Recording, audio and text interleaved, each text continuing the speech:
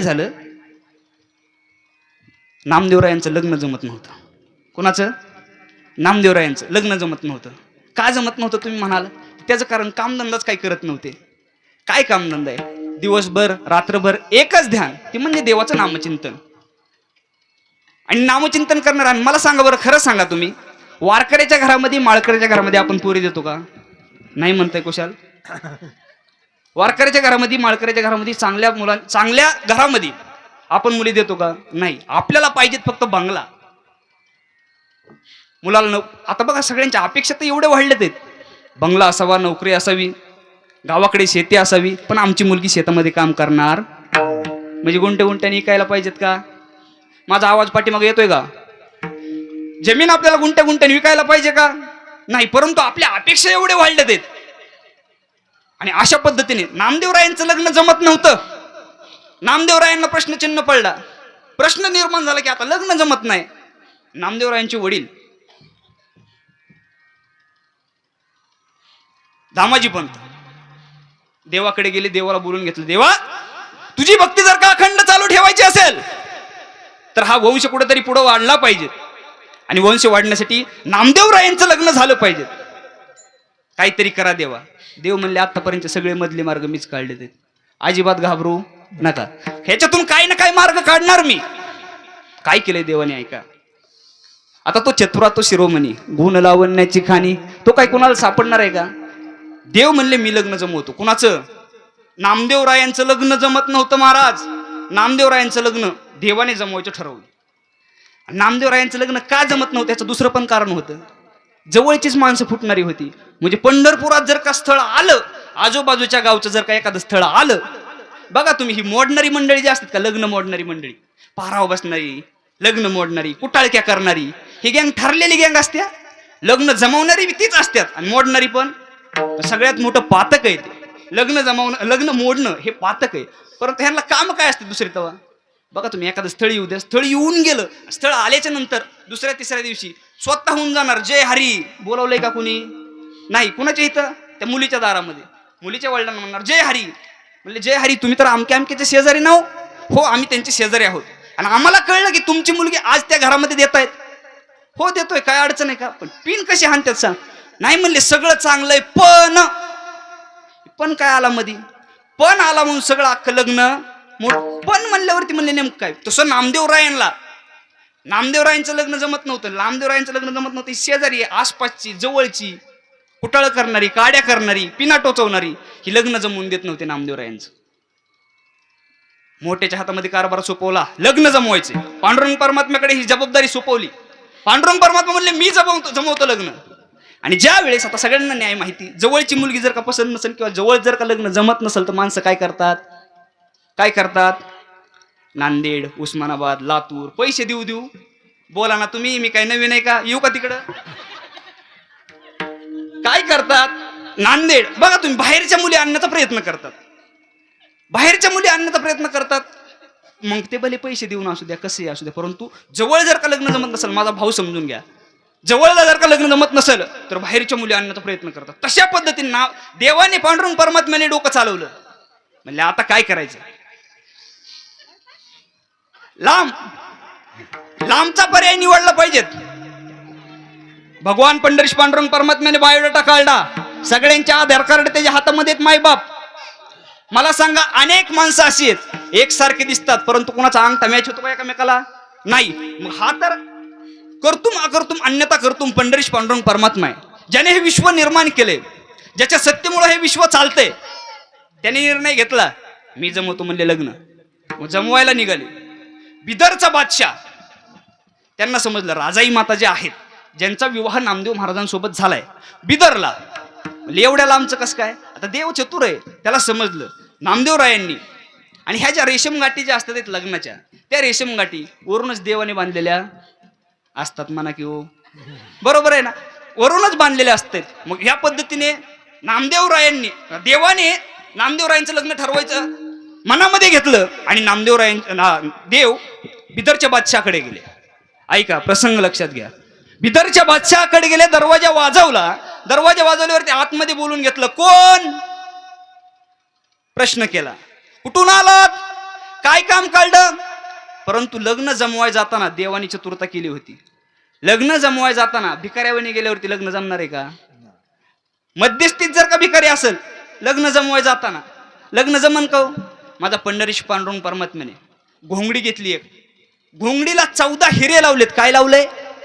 14 हिरे लावलेत. हिरे माय बाप, हिरे लावलेत. हिरे लावून त्या पाटलाकडे गेलेत. पाटलाने पहिल्यांदा ती हिरे बघितल्यावरतीच लॉक 50% तिथंच लॉक झाला होता. कोणतरी मोठा माणूस आलेला आहे, कोणतरी मोठा माणूस आलेला आहे. गेल्यावरती काय काम काढलं, कुठून आलात, कुठून आलात प्रश्न विचारल्यावरती माझ्या पांडुरंग परमात्माने पांडुरंग परमात्म्याचं गाव सांगितलंय. महाराज सांगतात, भीमा तिरी एक वसविले नगर, भीमा तिरी एक वसविले नगर, त्याचे नाव पंढरपूर रे, त्याचे नाव पंढरपूर रे, त्याचे नाव पंढरपूर रे. जगावा खेळिया सुखदे इलवी सवारे, नाचत नाचत जगावा खेळिया सुखदे इलवी सवारे, नाचत जाऊ त्याच्या गावा खेळिया सुख देईल विसावारे, नाचत जाऊ त्याच्या गावा खेळिया सुख देईल विसावारे.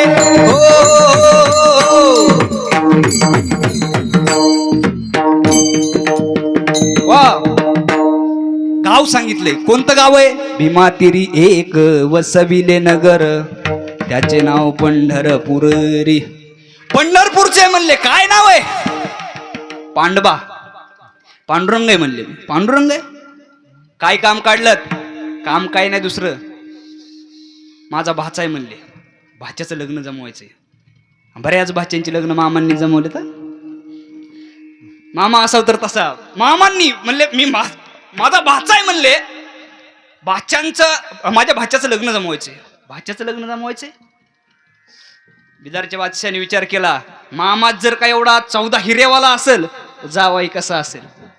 आणि ही लग्न जमवणारी इतकी चॅप्टर गँग असती मायबाप, काय सांगते. त्यांना मोडायचं असलं तरी ते बरोबर मोडतात, आणि जमवायचं असेल तरी बरोबर जोडतात, जमवतात.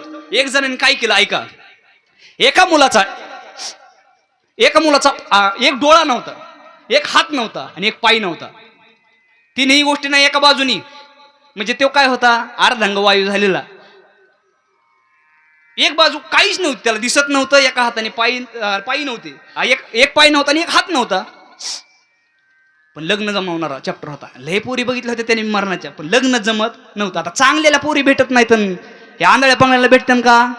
समजा जे अर्धांग वायूवाले आहेत, समजा म्हणले लग्न जमवणारा म्हणला मला फक्त 3 लाख रुपये द्या. किती? 3 लाख. दुसऱ्याच दिवशी मी 3 ते 4 दिवसात खटकाच पाडतो म्हणले. जाऊ दे म्हणलं. त्याचा बाप बी कंटाळा होता, त्या पोराचा बाप कधी ना कधी ह्याला पिवळा करून टाकायचं म्हणले. जाऊ दे, गेले तर गेले 3 लाख रुपये. 3 लाख रुपयामध्ये म्हणले लग्न जमवतो. गेलो, त्याची बोलण्याची भाषा बघा, लग्न जमवणाऱ्याची भाषा. गेल्यावरती समोर बसलाय, जणू काय नवरदेव कलेक्टरच आहे. असा थाटामध्ये बसलाय. थाटामध्ये बसून बोला म्हणले. काय करतात नवरदेव? दूरदृष्टिकोन आहे नवरदेवाचा. काय बोललोय? नवरदेवाचा दृष्टिकोन कसा आहे? दूर आहे. बरं म्हणले. एका पायावरती संसार चालवतो मुलगा. काय चुकीचं बोलत होता देव? एका पायावरती संसार चालवत होता आणि एक हाती कारभार आहे.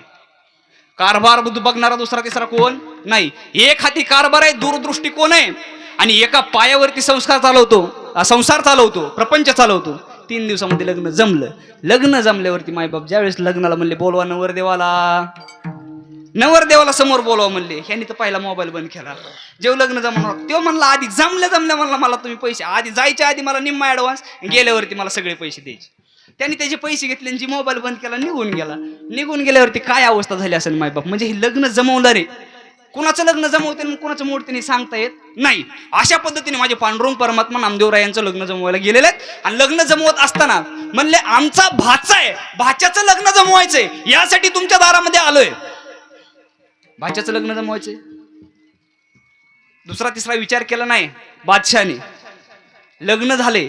तुम्ही म्हणता एवढ्या लवकर कसं काय लग्न झालं? कारण आपल्याला नामकरण विधी उरकायचं आहे. मायबाप लग्न झालं. लग्न झाल्यावरती राजाई माता आणि नामदेवराय यांचा संसार सुखाचा चालू लागला. दोघांचंही लग्न झाले. लग्न झाल्यावरती मायबाप त्या ठिकाणी नामदेवरायांच्या घरी श्री संत जनाबाई दास्यत्व करत होते. काय करत होत्या? दास्यत्व करत होत्या. परंतु जनाबाईंनी लग्न झाल्याच्या नंतर नामदेवरायांना मुलगा झाला. मुलगा झाल्यावरती घरामध्ये सडा रांगोळी अगदी चांगल्या पद्धतीने काढून त्या ठिकाणी आनंदीमय वातावरण आहे. आणि आनंदीमय वातावरणामध्ये सगळीकडे खबर देत आहेत, बातमी देत आहेत, यावं लागतंय आमच्या नामदेवरायांना मुलगा झालाय. मुलगा झालेला असताना मायबाप त्यांनी जी बातमी दिली ती अभंगाच्या पहिल्या चरणामध्ये. नामदेव पुत्र झाला तो बारशाची आला. नामदेव पुत्र झाला, नामदेव पुत्र झाला.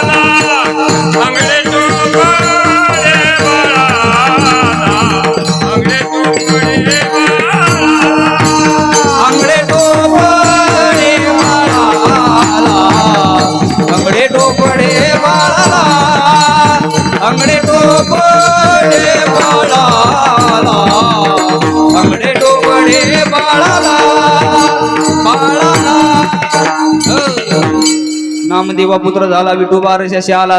अंगडे टोपडे बाळाला, साडी चोळी राजाईला. मग नामदेवरायांना मुलगा झालाय. मुलगा कसं होतं? माय बाप बाळ सगुण गुणाचं तान, बाळ दिसतंय गोजिरवान.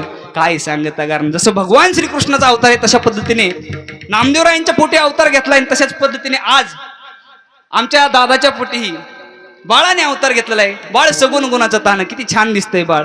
आणि या निमित्ताने आपण एकत्रित आलेलो आहोत. आणि ऐका, त्या नामकरण विधीसाठी स्वतः भगवान पंढरीश पांडुरंग परमात्मा आले. मग मला सांगा, त्या ठिकाणी जर का भगवान पंढरीश पांडुरंग परमात्मा गेले असतील तर या ठिकाणी आले नसतील का?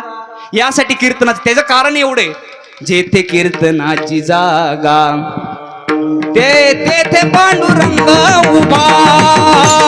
जेथे कीर्तनाची जागा तेथे पांडुरंग उभा.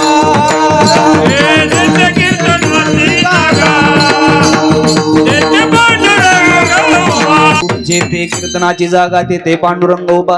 ज्या ठिकाणी कीर्तन चालू असतं त्या ठिकाणी भगवान पंढरीश पांडुरंग परमात्मा येत असतो. पांडुरंग परमात्मा नामदेवरायांच्या घरी जात असताना नामदेवरायांना सांगतात, नामदेवराय मी तर येणारच या बारशासाठी, या नामकरण विधीसाठी, पण घरी जाऊन एकदा आतमध्ये जाऊन आमंत्रण द्या. कोणाला? रुक्मिणी मातेला. रुक्मिणी मातेला आमंत्रण द्या. बायांचा स्वभाव आहे, ज्या ठिकाणी देवाकडे जाताना असू द्या, कुठेही जाताना असू द्या, नटून थटून जाणार. आणि माणसांचं कसं आहे, आपलं काय तवा तो तसाच भिकारी राहा. महिला मंडळीचं बघा तुम्ही, कुठेही जाताना फ्रेश येणार.